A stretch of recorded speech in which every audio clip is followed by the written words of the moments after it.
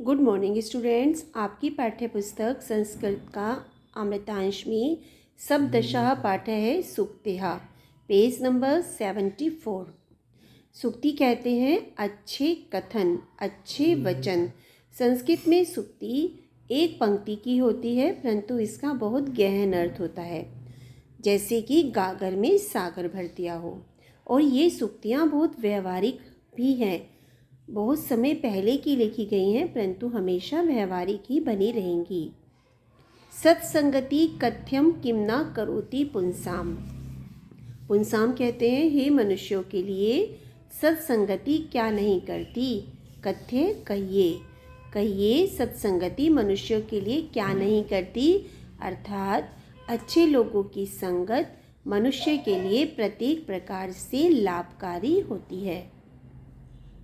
Second, धर्म कीर्ति द्वयम स्थिरम। इस संसार में धर्म और कीर्ति ये दोनों स्थिर रहते हैं, हमेशा बने रहते हैं। यश और धर्म। थर्ड, विनाश काले विपरीत बुद्धि। विनाश काल आने पर मनुष्य की बुद्धि भी विपरीत हो जाती है, अर्थात वह गलत गलत कार्य करता है, उसकी बुद्धि की सोचने समझने की शक्ति भी क्षीण हो जाती है। ज्येष्ठो भ्राता पितु सम। ज्येष्ठ बड़ा भाई पिता के समान होता है। ज्येष्ठ मीन्स कहते हैं बड़ा, भ्राता भाई पिता के समान होता है। श्रद्धावान लभते ज्ञानम। जो विनम्र होते हैं ज्ञान उन्हें ही प्राप्त होता है, अहंकारी व्यक्ति ज्ञान प्राप्त नहीं कर सकते। तो श्रद्धावान मतलब जो विनम्र होते हैं वे ही ज्ञान प्राप्त, उन्हें ही ज्ञान प्राप्त होता है। विद्वान सर्वत्र पूज्यते। विद्वान व्यक्ति सभी जगह पूजा जाता है, सभी जगह आदर प्राप्त करता है, प्रशंसनीय होता है। विद्वान व्यक्ति सभी जगह सम्मान प्राप्त करता है। नेक्स्ट, पया पाणम भुंजगाणाम केवलम विषवर्धनम। पय पाणम, सांप को दूध पिलाना उसके विष को बढ़ाना होता है, अर्थात दुष्ट व्यक्ति के साथ दुष्टता ही आती है। सांप को दूध पिलाना उसका विष बढ़ाना होता है। विद्या समम नास्ति शरीर भूषणम। विद्या के समान शरीर का कोई भी आभूषण नहीं होता। ज्ञान विद्या सबसे बड़ा आभूषण होता है व्यक्ति का। सर्वे गुणा कांचनम आश्रंति।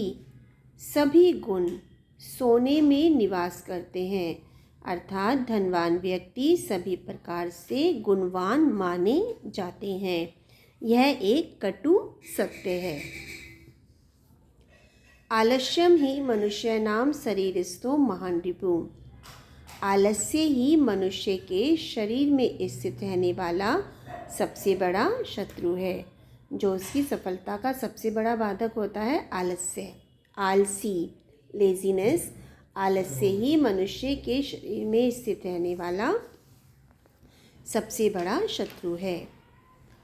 ना ही सुप्तस्य सिंहस्य प्रविशन्ति मुखे मृगः।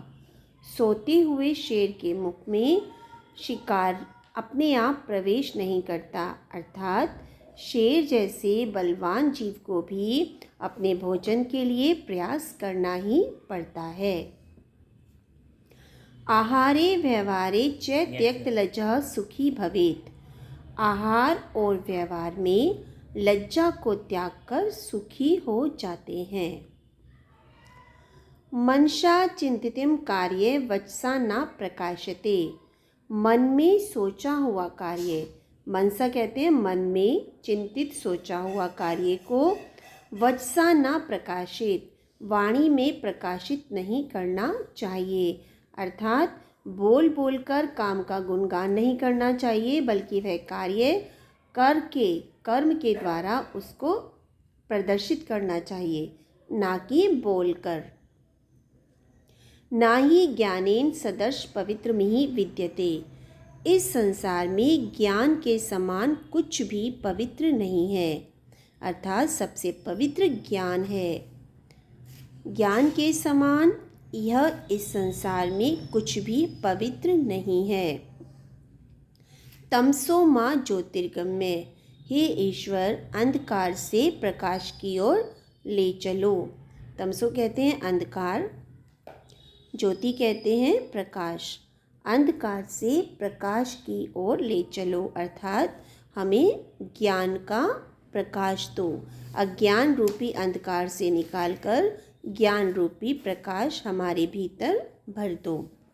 तो इस प्रकार ये सूक्तियाँ आपको अपनी फेयर नोटबुक में पहले संस्कृत करना है, उसके बाद उसका हिंदी अनुवाद, और इन सूक्तियों को आपको व्यवहारिक रूप से भी अपनाने का प्रयास करना चाहिए।